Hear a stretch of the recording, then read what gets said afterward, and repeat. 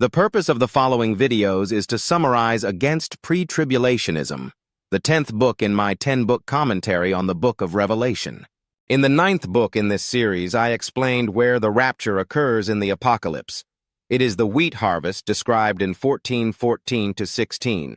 Then I looked, and there was a white cloud, and sitting on the cloud one who looked like a son of man, with a gold crown on his head and a sharp sickle in his hand. Another angel came out of the temple, crying out in a loud voice to the one sitting on the cloud, "Use your sickle and reap the harvest, for the time to reap has come, because the earth's harvest is fully ripe." So the one who was sitting on the cloud swung his sickle over the earth, and the earth was harvested.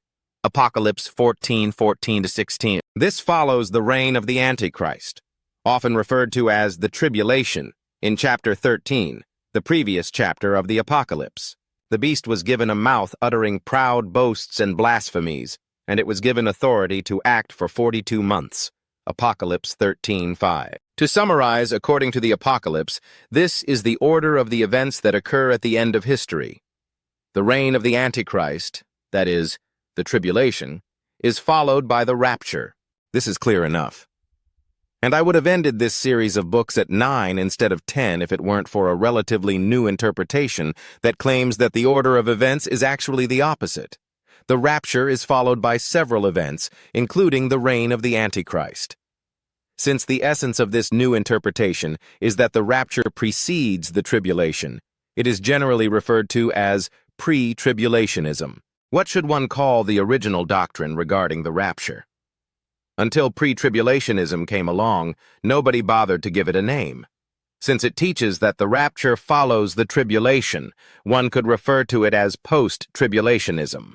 However, since it also teaches that the rapture precedes the wrath of God, one could refer to it as pre-wrathism. Or one could refer to it using a hybrid name that combines both ideas, post-tribulationism, pre-wrathism.